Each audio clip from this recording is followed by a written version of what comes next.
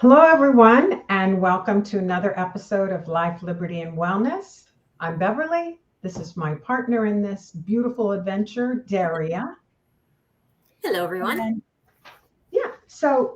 today we're going to talk about something that's really mysterious to a lot of people, including doctors, the autoimmune conditions, all the things that are involved in that.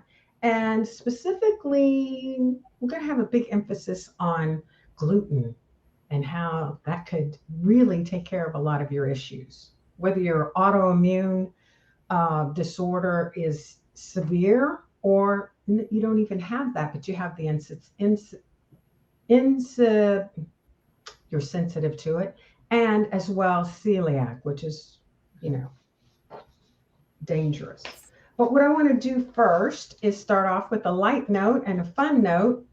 Um, I want to show off my shirt and a message to you all. Daria, read it.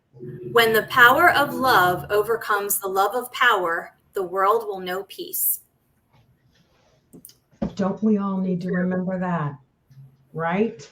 Oh my gosh. We are going through so much right now, and that's why we've got to keep our health up. We must keep our health up. Absolutely. Yeah. So, and as I said, gluten is just one of the causes of autoimmune disorders. Just there's so many issues there. Dairy is going to talk about that because she has Hashimoto's. She's got a lot of experience. She's got a lot of successes. She's still working through it, but she's had great success. She has time that she's spent over the years working through this. So she has a lot of valuable knowledge to share. So I'm looking forward to that. And then I'll talk about some gluten issues that I have. And we just want to keep everybody informed and help them understand that there are some things that you can do yourself, do your research, and then we can help you with some of the experiences that we've had, and also share the professionals. Some of the sites that have really reliable information and things that we have experienced. So with that, I'm going to pass it to you, Daria. All right. Well, thank you, Bev. So I think we should first kind of take a step back and define what an autoimmune condition is. And I encourage everybody, you can go to healthline.com. You can also go to National Institute of Environmental Health Sciences for definitions. I'm going to just share a little bit today, but I will definitely put these links in the show notes after the show. But basically, an autoimmune condition it's really, to put it simply, it's when your body attacks itself. So we all have antibodies that are designed to, kick into action, like when we get a virus, for example, or there's a fungus, or there's a bacterial infection, right? We have those antibodies that attack that, right? And get rid of the infection or whatever it is, so that we can be well again. Well, unfortunately, in people with autoimmune conditions, we have antibodies that attack different parts of our body. So, for example, if we're talking about arthritis, those antibodies might be attacking your joints. If it's type 1 diabetes, not to be confused with type 2, but in type 1 diabetes, those antibodies attack the pancreas. Our pancreas produces insulin, which we all need to survive. Now, we're not going to talk a lot about insulin today, but it's one of those hormones that's vitally important. You can't have too much or too little. Everybody needs it to survive. But we get into problems when we have too much. And that's a story for another day. But in an autoimmune condition with type 1, the pancreas is basically just destroyed by these antibodies. And so that is why type 1 diabetics have to actually take insulin, which is a hormone, by the way. I'm not sure if a lot of people know that. I discovered that fairly recently, I want to say. So anyway, but insulin is a hormone. So those are a few examples of autoimmune conditions. But if you go to Healthline, or if you go to the, like I said, the National Institute of Environmental Health Sciences, I'll put links to these in the show notes. You can read more about the autoimmune conditions because there's so many of them. It's crazy. But as Bev said, in my case, I have something called Hashimoto's, which is the most common form of hypothyroidism. And Hashimoto's is when those antibodies attack the thyroid. and they beat it up constantly. And it, a lot of people, if it's not treated, if it's left untreated, you can actually lose your thyroid. There are people that have like partial thyroidectomies, or people that have entire thyroid removed, because it gets that bad that over time, this is over a period of years. If it's left untreated, that's what's going to happen. If you don't do anything about these antibodies. So very, very important to really address the issue. And, we, in a previous episode, Bev, we talked about functional medicine and how functional medicine gets to the root, addresses the root of the problem and solves that. And I really encourage everyone, I'll say from my own experience, if I had spun my wheels going to gynecologists and endocrinologists and people that are in that medical school box, I wouldn't be where I am today, which is pretty much almost in remission, which I just want to let everybody know that it is possible to put an autoimmune condition, depending on what it is, but it is possible in the case of Hashimoto's to put it into remission. But you have to be willing to think outside the box and actually invest in your own healthcare. And practice. Do the work, not say, oh, well, it didn't work for me. It didn't work for my sister. I'm taking these supplements. It's not working. It's work. Well, it is. And you have to start with a good practitioner. And then you have to, and a good practitioner will recommend good quality supplements, which we've talked about before in a previous episode. So won't belabor that point. A good practitioner will, as it was in my case, target those supplements. Okay. So it's not about like taking a million different supplements and spending a fortune on supplements. A good functional doctor will look at you as a whole person. They'll look at your blood work, and then they'll determine which supplements you absolutely must have. And so but once you and your doctor decide, okay, these are the supplements I need. This is, in my case, listen, I do take some medication. I take bioidentical thyroid. I take NP thyroid, which is a natural desiccated thyroid. I believe it comes from, it's porcine, I believe, from pigs, but it's like bioidentical to what our body should be producing, or is not producing. Like in my case, my thyroid still produces T4, but not enough. And my body also, I was having an issue converting T4, which, just as a reminder, because I know I talked about this before, but T4 is the inactive form of the thyroid. So the thyroid produces T4, and then the liver and other parts of the body convert that T4 into T3, which is the active form of the thyroid. And every cell has receptors for T3 that does not have receptors for T4. So T4 is like a storage hormone, but you really need enough T3 to get into your cells so that your cells can perform their functions. For example, we talked about this before we went on the air, Bev, but you could be on the greatest diet in the world, and if you don't have enough T3 and your other hormones are out of whack, you are not going to lose weight. You might even gain weight, despite the fact that you're exercising and you're eating quote unquote right or healthy. If that thyroid is out of whack, those other hormones are out of balance, you're not going to lose weight. So it's been very educational, I would say, the last couple of years for me. Well, if I can interrupt you for a second, it's interesting that you know all of this. You understand it. And that's what's important, I think, for people who are going through this. They really have to understand why it's happening, how it happens, and how important it is that they take those measures to clear it up, because it's miserable. I've known a few people with it. It's not a life you want to live. Exactly. It really is. It's painful. You're sick half the time. Everything, your whole, your body is under attack. Yeah. Well, let me just throw out some symptoms, because maybe somebody out there listening suspects they might have Hashimoto's. Now, I didn't have all of these symptoms.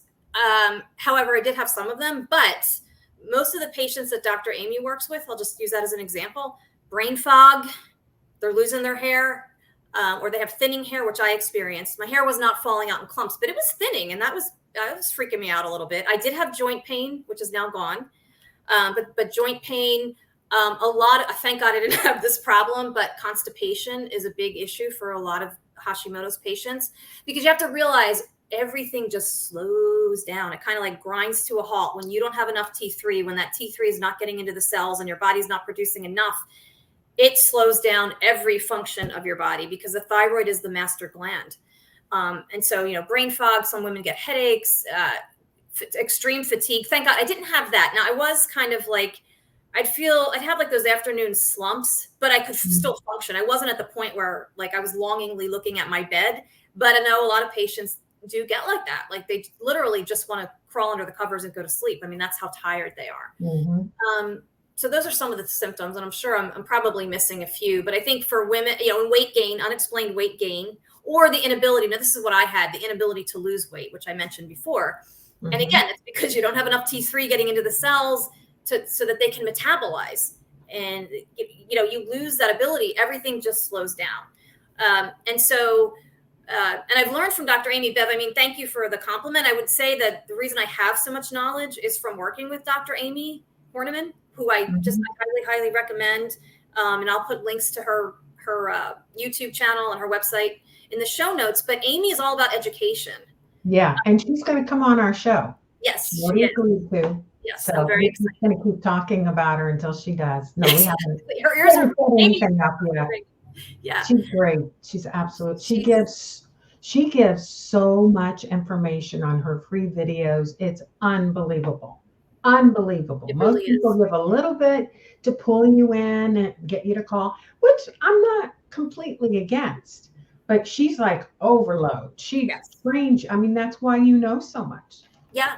And, and that's the thing too. I want to encourage everybody to be interested, to be a sponge, this is your life, your body. You should be interested in this information.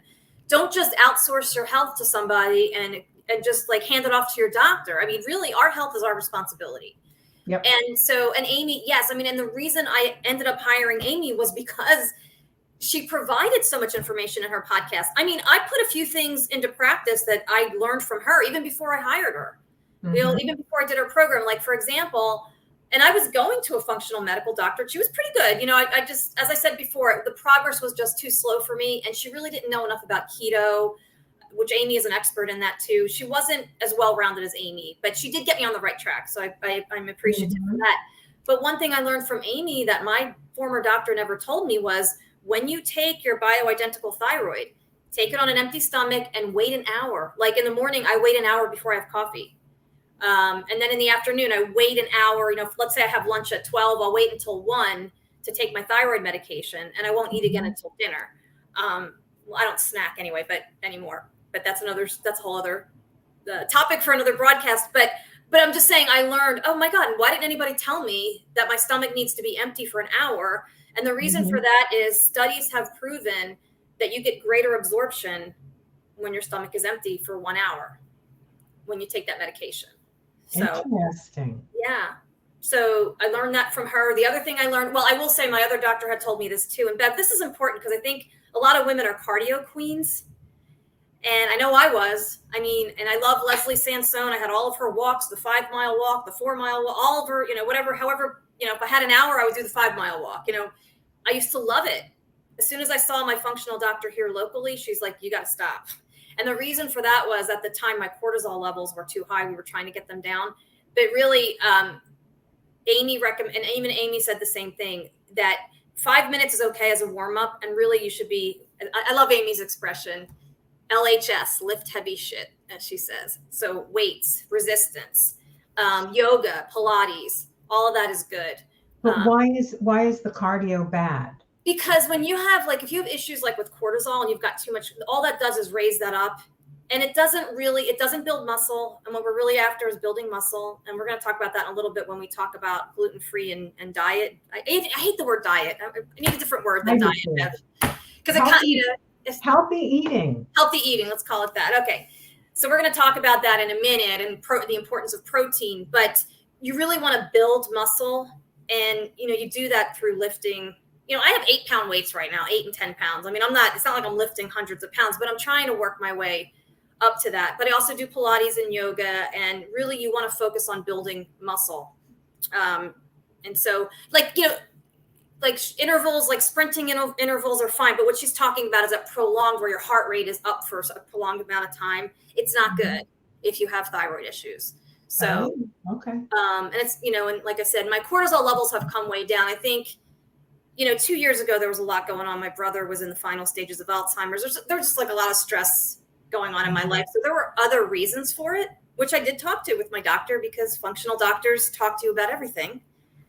everything that could be contributing.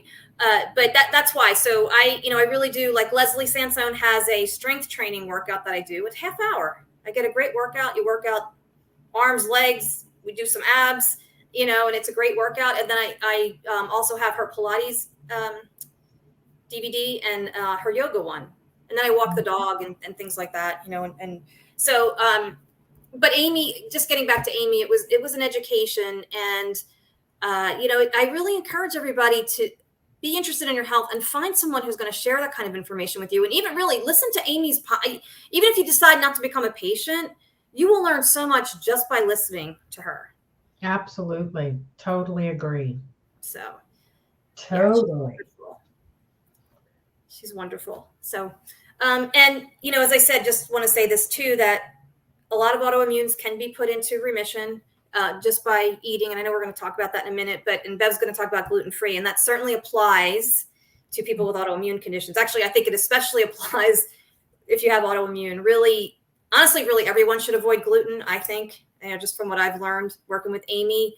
But certainly if you have Hashimoto's, because why create more antibodies? So that's all that does. When you eat gluten, it just creates the antibodies come out, they attack the gluten, and then they beat up your thyroid some more for good measure. More havoc, and you can never get better. Exactly. Get better. Exactly. Yeah. So Bev, I know you've had some experiences with gluten as well. So why don't you give us a little insight about your, what you've been through? Right. Yeah. As I said, I don't have Hashimoto's. I don't have celiac. But I have a pretty serious reaction to gluten. So I've learned to control that by not eating it. But I do slip up now and then. But I want to share that, the first thing I want to talk about is people who say, oh, gluten doesn't really hurt you. Gluten's not bad. We've been eating it for years, since the beginning of time. Yeah. Well, we all know things have changed. We use more pesticides, we use preservatives, we process differently. It's just not the same. So it's bad. It's really, and we have enough research now. When I had my issue, when I realized it was the gluten insensitivity, is that the word? Insensitivity or sensitivity, maybe you're sensitive to gluten. Yeah. Sensitive. All right. Anyway, when I realized it was in the early 2000s. So there wasn't a lot of research. There weren't a lot of alternative foods to eat. Then they started doing more research, and then maybe, the technology increased so that we could glean more information from it. But after years of all these studies and people sharing things online, which has helped tremendously, people now recognize gluten is a serious issue for most people. You may be one of the few who doesn't have an issue with it. And it's basically that you don't have, you can't break down the enzyme. You don't have the enzymes to break down the gluten. And apparently I don't have them. Because what happens is, and you can imagine, you can use common sense. You can't break something down that you've eaten. So what happens is your body just bloats up. It can't break it down. Yeah. And it's pretty miserable. And, as a woman, you don't want to walk around with a big tummy. I used to look like I was, at the end of the day, not to be too TMI, but I'm always saying that. I looked like I was 3 months pregnant. I'm not kidding. I am not kidding. So it was serious. Then I never knew what I was going to wake up to. My eyes would be so swollen, the top and bottom, that, I didn't want to go anywhere. It was awful. So I had to do something. And so I started off with, I took a class from Robin Openshaw, lovely woman, another very intelligent woman who shares a lot of information. She's really good. And now she's on a freedom fight, and we're connected with her as well. But she has a 26-day detox. And I thought, oh, wow. But she gives you a book with all the menus, with daily menus, a way to shop for all that. She made it really easy. And I did it and it helped. It did help, but it did not stop it. So then I had more work to do. I'm like, well, what do I do now? And then a friend of mine said, well, do you take digestive enzymes? I said, yeah, I think I did try those before. Let me try a different one. And I started taking those, and doggone it, that helped. So now I drink a green, healthy drink in the morning with vegetables and fruit and spices and herbs. And it's not that tasty, but I do it because it's not bad. I'm used to it. I put avocado in it, banana. I do that so I make sure I get my nutrients in the morning. Real food in there, and the spices and herbs you won't get in just sprinkling on food through the day. So I feel like I'm getting a good energetic boost first thing in the morning. So I do that along with the enzymes and supplements that I found that have helped me. And I'm pretty darn healthy, I think. I have a lot of energy, not every single day, but overall, people are usually amazed at my energy at my age, which is 70 something. I'm there. What the hell? Anyway, what else? Okay, so I talked about the puppy, the bloating. I don't, and what I would like to say at the end is, and also that people confuse these symptoms with something else. And so they never really get on target to figure out what it could be. And because they still want to believe that gluten's not bad for them and they want to eat their pasta, they justify it in the wrong way, actually. So all I can say is, I have felt really bad and miserable, and I don't like it. And when I figured out I could get rid of that by not eating gluten, drinking my healthy drinks in the morning, eating vegetables, I eat a little bit of meat, I feel great. I feel better than most people, I think. So if you want to feel good, then look at taking on a new healthy plan, because when it works, you feel good, you get more done. It's just a better life. It's just much better. You just don't want to be miserable. And that's Exactly. one thing. So, do you have a gluten story, Daria? Well, I do. It ties in with the Hashimoto. So I want to say that. Well, actually, Bev, I just want to step back for a second and just mention that you do your intermittent fasting. You do like once a week, right? You do a 24-hour. Yes. Yeah. Yeah, I do that, to kind of clean out any of the other things that have come in. I go out to eat sometimes and stuff. So it's just a good way to cleanse once a week. Yeah, That's good. absolutely. It reminds you of how important it is to be healthy. Listen, I'll be the first to admit I am not perfect. I'm very good at staying away from gluten, though. I will not eat gluten just because I know what it does to my body. But that doesn't mean I'm above eating a couple of potato chips, such as happened on Independence Day. However, I went into a 24-hour fast, went right back into ketosis after that. So I love fasting because it's like, if you did, look, we're all human. And I think we've talked about this before. If you're at a birthday party or some kind of special event and you eat something you're not supposed to have, don't beat yourself up. I mean, because you know what? We need to enjoy life too, but don't continue either. You go to the party, maybe you eat something you shouldn't have, and then just say, okay, hey, I'm going to fast, whether it's 18 hours, 24 hours. I did a 24-hour fast after Independence Day, though, and it felt good. Now, I have to say, I've heard these people online, different people that I follow. Oh my God, I'm in the fourth day of my fast, and I feel amazing. I got to say, I can do it. I can do 16, 18 hours, no problem. I can get to 24, but I'm not going to tell you that I feel amazing like 3 hours, when I'm 20 hours into a 24-hour fast. I mean, I can do it, and I get there. But, I guess we're all a little different. But maybe it's one of those things like it's like a muscle, you keep flexing it or whatever, working it out. And eventually, maybe I'll be on the air going, wow, I'm into a 24-hour fast and I feel incredible.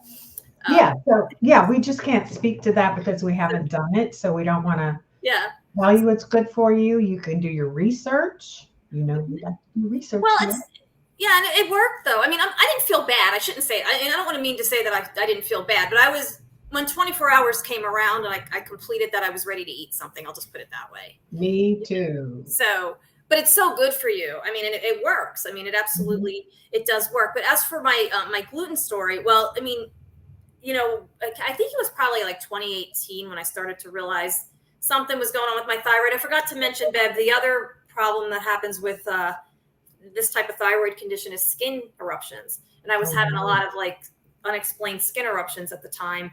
I also, that's another problem that happens. And I was thinking of something else and just went right out of my head, but skin problems were definitely part of it for me. So the journey now, let me back up and say in 1999, when I discovered Dr. Atkins and read his book from beginning to end and got into the low carb, I loved it. And my body responded immediately. So I want to say I did not have Hashimoto's at that time. At the time, I had a fully functioning thyroid, and it worked. And it worked for me for like 5 years. I was maintaining the weight loss. And then all of a sudden, I wasn't, even though I was still eating low carb, but it's like the weight was just coming on. So that was one of my symptoms, the inability to lose weight. Now, this was like in the mid 2000s, and it took me all the way to 2018 to finally get to a functional doctor to deal with whatever was going on with my thyroid. And that's when, at that time, my antibodies were in the 800s. Now, for Hashimoto's, there are two different antibodies. There's thyroid globulin and thyroid peroxidase, they're called. And both of them were like in the 700s and 800s, very, very high, at that time. And so when that first doctor that I went to, he wasn't that great, but he didn't have a good bedside manner. However, he did. One thing he did do right was tell me, get off of gluten. Make sure you do not eat gluten. Because I think what happened, Bev, is I was like, okay, so low carb's not working for me. Well, screw it. I had a little bit of screw it syndrome, as Amy says. I'm going to just eat whatever the hell I want because nothing I do, I can't lose weight. So I did go through that phase. I got to admit that, But when I went to see this doctor, I was like, okay, I got to get serious about being low carb. Because really, if you're low carb, you're automatically gluten-free. It's just the nature, you're not eating bread. You're not eating pasta. So those are the things that have gluten in it. And you're not eating sugar. And so anyway, so I got serious about being low carb, and just to fast forward, then finally working with Dr. Amy, she's really the one that got me over the finish line. Finally got the right ratio of medication. So for everyone's edification, I mentioned NP thyroid, which is NP thyroid is a combination of T4 and T3. I think it's like 80% T4, the inactive form, and 20% T3, but then I'm also on T3 only. So I take NP thyroid, which is a combination, and then liothyronine, which is T3. And I take, so it's 30 micrograms of that a day and 60 of the NP thyroid. And it was testing, how did we get to that dosage? We had to keep testing those levels. And really in functional medicine, we've talked about this before, it's much more demanding when it comes to test results. They want you in a certain quadrant of that range. So what conventional medicine considers good or normal, functional medicine says, no, that's not good enough. You need to be here. So in the case of T3, we really want to be in that upper quadrant where, it's 3.5, or even higher for some people. So, so my point is, it's, medicine is an art and a science. So, another woman could have Hashimoto's and her ratio of medication could be completely different than mine because everybody's different. Within the similarities, there's a lot of differences.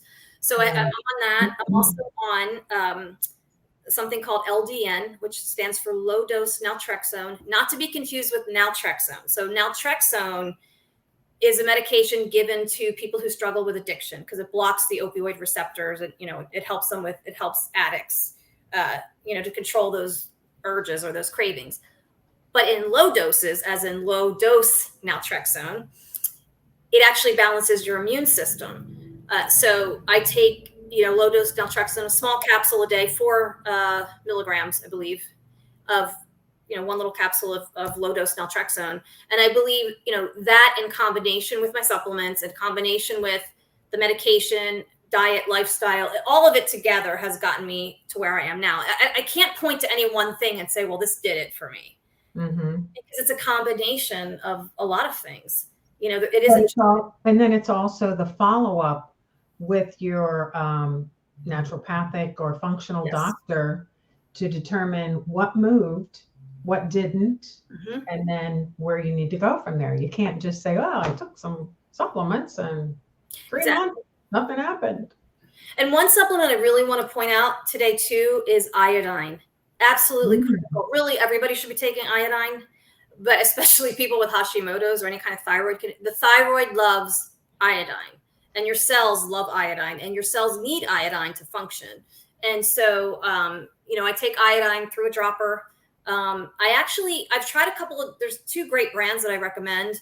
But Mhm. right now I'm trying, it's called Upgraded Formulas. It's another supplement company. I think they're based in Austin, Texas. And the guy's name is Barton Scott. I saw him on an interviewed by Dr. Amy about his products. And I thought, you know what, let me just give his iodine a try.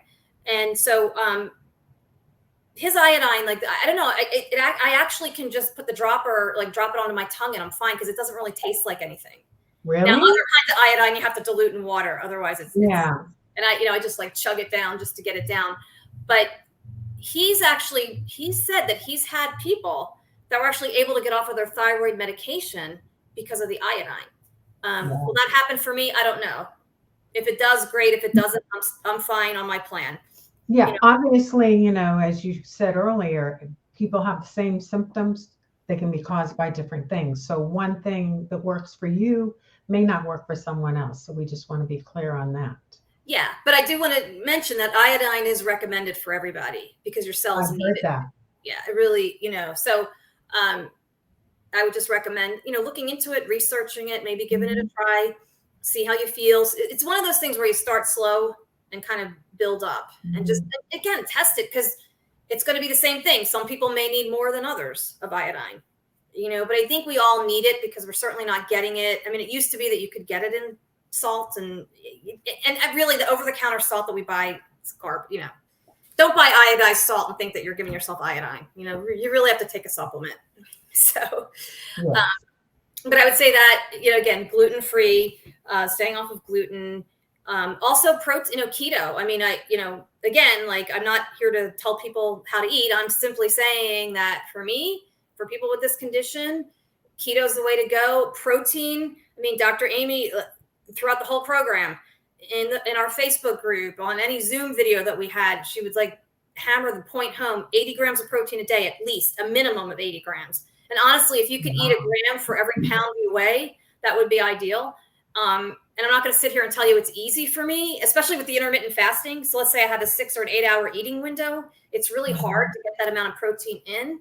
But there is a shake from Designs for Health that I use too that kind of helps. It's got 21 grams in it. It's a bone broth, Mhm. chocolate flavored shake. It's pretty good. I also throw in whole body collagen, like in my coffee, and things like that to help get to that number. But we need protein. If you don't, she said to me, if you don't eat enough protein, you know what happens? Your body starts stealing it from your muscles and you're going to lose muscle mass. So, I'm really, again, I have to work on that every day. It's Mhm. harder. It's easier some days than others, but I mix it up, salmon, uh, crab meat. It's gotten very expensive now, but once in a while I still go buy it and make my own low carb crab cakes because I need the variety, Right. Right. chicken, steak, hamburgers, pork. I try to mix it up. And really I have a couple of good cookbooks too, keto cookbooks that help. That's another thing I recommend. Like be willing to, get a keto cookbook and experiment and make things in different ways so that you don't get bored. Um, Mhm. and, Right. you know, but yeah, because that protein is really, you need the amino acids. You're not going to get that you can't get it from, and I love vegetables. I mean, I eat vegetables too. I mean, low carb ones, but you're not going to get amino acids from them. You're just not. And we need that. So, um, but So all of the I things. want to stop you for a second because I'm just sitting here thinking, because I've known people with Hashimoto's and how miserable they were and how they didn't know, from day to day how they were going to feel, and they didn't feel good and they couldn't get to that point. They're just miserable. And you've had this, you're working on it, and you work every day and you're in a kind of a stressful job, Yeah. working full time. Let's hope your boss doesn't watch this. And He would agree with you. It's okay. and you're managing it. See, I just want to point that out to people who are, because there are people, and you know it, Derry, that are suffering and they can hardly function. Yeah. They need to know if some of the things that you've done work for them, great. Look for other things, but figure it out. You don't want to be miserable.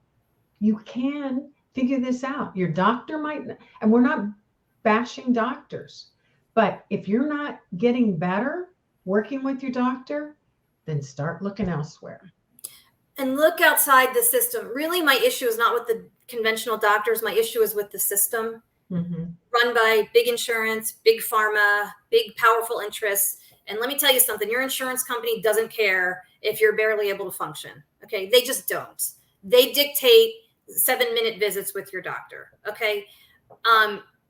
We have to get away from this idea that we're supposed to pay a copay when we go to see a doctor. It should only be like $10. Okay. Because if you're spinning your wheels and that doctor's not helping you and they're not spending an hour with you because they can't, because insurance dictates 7 minutes legally, you need to take yourself out of the system. I mean, it's as simple as that. I mean, do you care about your health or not? I mean, it really is very simple. Maybe give up something, maybe give up an exotic vacation or eating out a couple times a week or eating right. I mean, honestly, I have a high deductible insurance plan and I only did that because tell my company get a group rate. Okay. I'm not thrilled about it, but I did it. But guess what else I got? An HSA, health savings account. That is what I use to pay for my doctor visits, my blood work. Okay. What a concept, paying for your own health, like for your own lab work. Wow. And I know that's a really, I'm sorry, I might sound terrible, but I'm just tired of people making that excuse. It's your health. It's your life. Right. Are you going to enjoy being with your loved ones if you've got a headache, if you feel like crap, if you're bloat, all those things?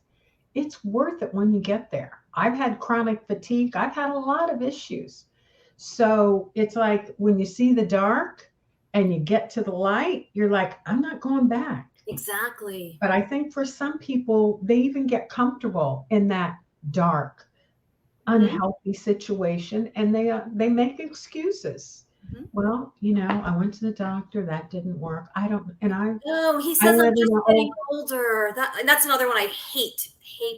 Oh, I hate that one too. I live in a over 55 community, and I hear some of the older people all the time, well, I went to my doctor and he said, and I try to gently move them to think about other things. But the other problem is when you get into that dark place, you really can't think clearly.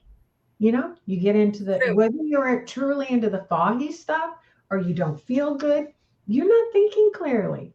You're like, oh, I'm depressed. I don't want to talk about it. I'll just worry about it tomorrow.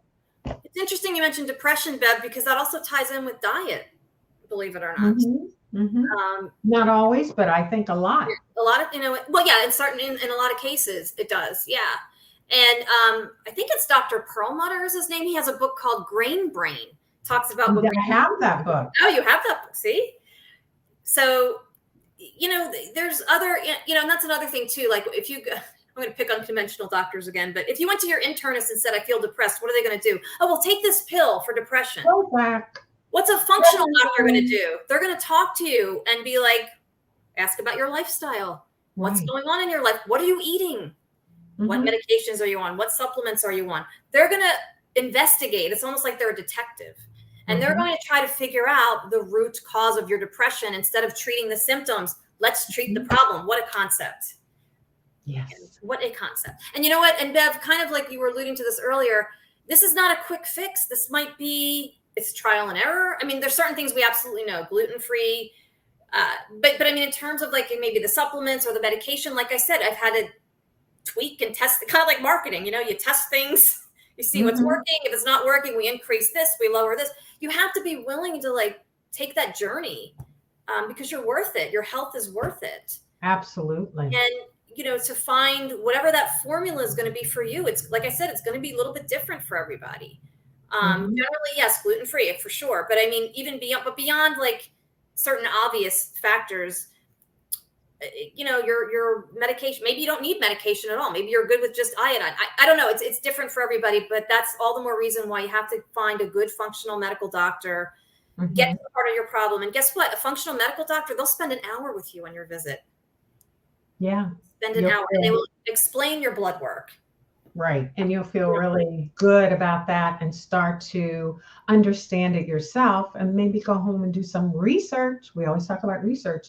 The other thing I want to mention here, if we can be so bold as to challenge you, if you're still eating a lot of gluten or any gluten, and you have some of these issues that you're not sure what's causing it, we challenge you to go gluten-free for a week.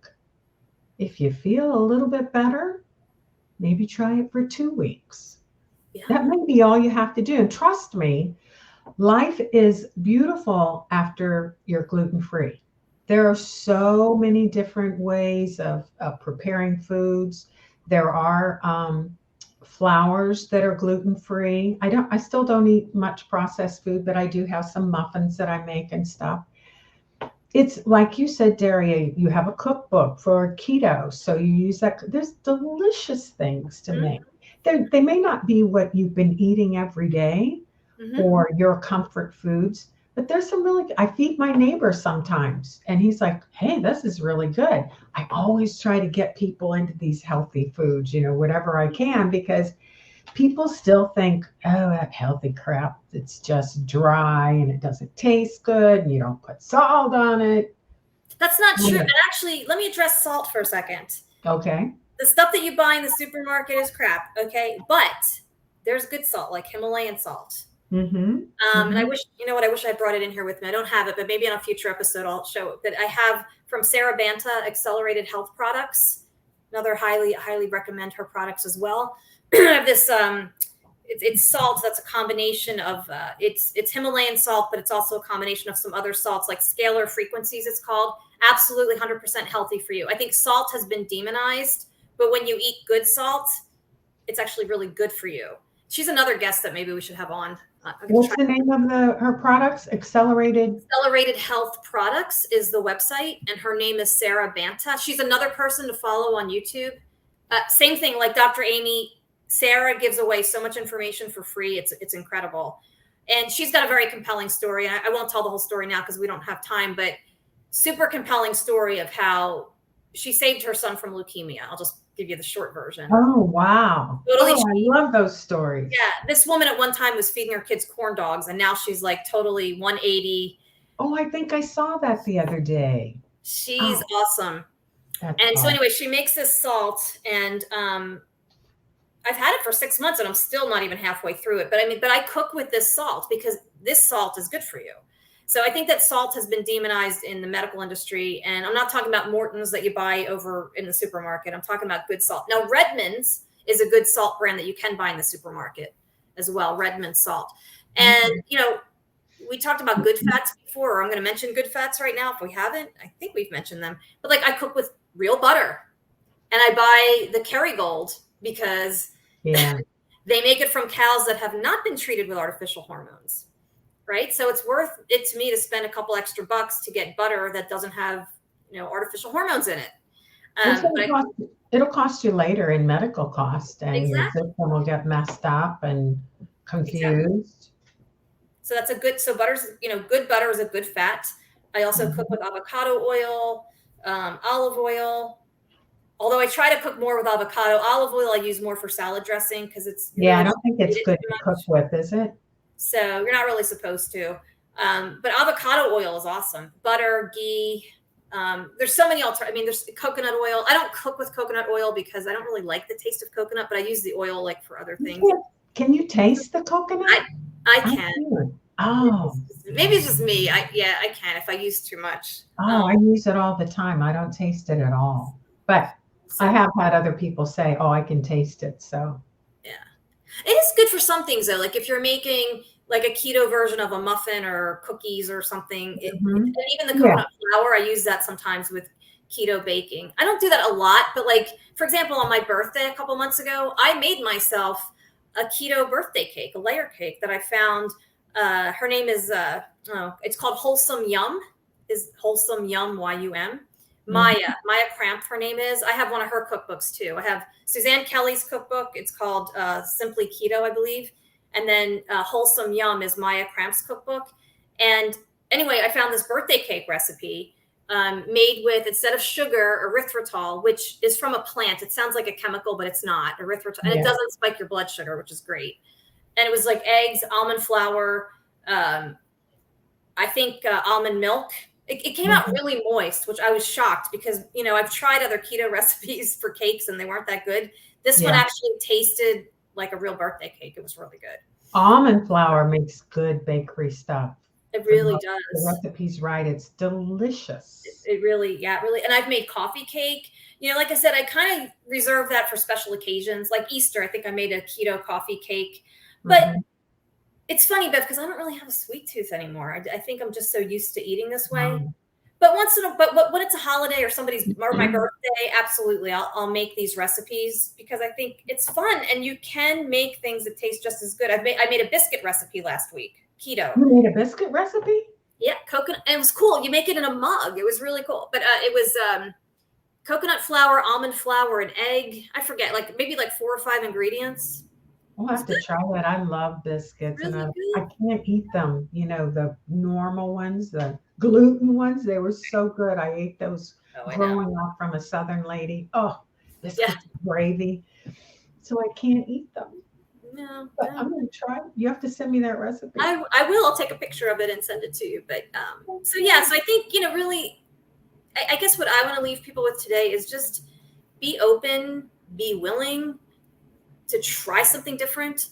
And if you do see a good, you know, find a good functional doctor, I will put a link to that website again in our show notes. I know we shared it before, but there's a directory and it'll guide you to a functional medical doctor in your area. But you could also work with somebody like Dr. Amy.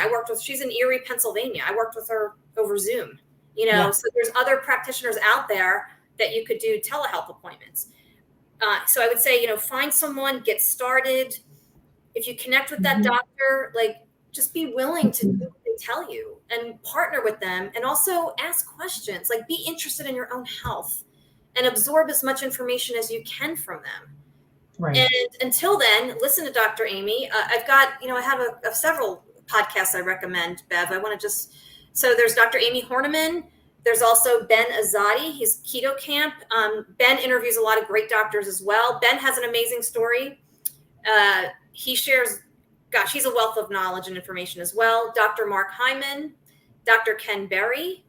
There's also the Diet Doctor podcast with Dr. Brett Scherer. That's awesome. Vinnie Tortorich, who hosts Fitness Confidential. So those are just a few that I recommend, and there's so many more. But, you know, just get out there and like Bev says, research, listen to these people. You know, maybe instead of watching TV, watch somebody on YouTube sharing information about good health. Yeah, pop that up on your TV. I forget that I can get YouTube on my TV because sometimes I go to bed at 8 o'clock and just watch TV. And I just watch dumb stuff. Well, maybe not dumb stuff. Last night I watched Will and Grace, which is pretty funny. I like to go to sleep with funny stuff. But anyway, I forget. I can hook up. You know, I've already got it hooked up. Just go YouTube. And, you know, then you can pull up some of those videos. Yes. But I totally agree. And so what we'll do is we'll put those links to those shows that Daria mentioned in our show notes. Remember our challenge. Just try. Just cut gluten out for a week. I'm telling you, cut it out. I bet you're going to feel better. And your stomach won't be as bloated. TMI again. Absolutely. That's a terrible feeling. I hate the bloated feeling. Oh, it's awful. I mean, and it's uncomfortable. You know, we're saying bloated. You want me to say it like it is? That's gas. Mm-hmm. And it's uncomfortable. Let's just call it like it is, Bev. Let's call it like it is. What the hell? And nobody wants that. Nobody wants that. Nobody. And it's I don't know. I just had it the other day because I slipped. I went to a party and I got happy, and I forgot. I don't know, my endorphins took over again. Yeah, well, that's And, normal. and you know what? This is a very good point. I ate just a little bit of she made her own sourdough bread. Oh, And God. she's the hostess. I mean, so I said, you know what? I'm just going to have a little bit. I got bloated just a little bit. So that is also an important, super important point. Right. And as we said, get into when that does happen, don't beat yourself up, but just get into a fast. Even if you did an 18-hour fast, it'll help your cells do their house cleaning, and it'll bring you back out of that. Don't give up and just say the hell with it. Let it work through your system, get it out, and get started. But yeah, so I hope that what we've talked about today has helped people who know they have Hashimoto's, some who suspect they might have Hashimoto's, people who are gluten sensitive. The celiacs are on top of it because if they have issues, it's serious. So they're on top of it. I just hope that some of the people that we've mentioned and the links that we'll include at in the show notes help you start your discovery, help you research, help you think that maybe it's time that I take a little more interest in what's going on, and I want to be happy and healthy. That's what we want for everybody. Happy and healthy, whatever it takes. And we want to put you in control of your medical decisions. So we're sharing information to help you do that. That's our tagline, isn't it? I'm looking at it right now, actually. Just really, I mean, and don't accept this is how it is because you're 70 or 60 or 50 or whatever the number is. Do not accept that. Okay, there's reasons behind things, and in most of the time, you can address those reasons and those causes. And you just but also be willing. If you don't like the solution, you still got to be willing to move on, to incorporate it into your life. Okay. Yeah, I miss sourdough bread too. I used to love multigrain bread. I mean, I'm telling you, Publix has. I don't know if you live near a Publix, you know what I mean. When they have awesome bread there, like they have a great bakery, But guess what? My health and my well-being and feeling good is much more important to me than a couple of minutes of pleasure eating a piece of multigrain bread. Right. And I'll make this last point. When I ate that little bit of gluten, I felt sluggish and not up to my normal par for about 3 days. So that's what it cost me. I don't like that. Yeah. I don't like feeling sluggish and not thinking and just feeling, it just messes you up. It screws up your schedule and you don't get stuff done and you just don't feel good. I don't like it. So. Me either. All right. Well, I think that we have expanded the people's minds and hopefully we can help them. Yes. And we'll be back with another great episode soon and some good guests. Yes, I'm very excited about our upcoming guests. We're going to have some good ones. So it's a surprise at this point. Yes. So everyone, please be well, take care, and we will see you next time. Thank you. Bye-bye.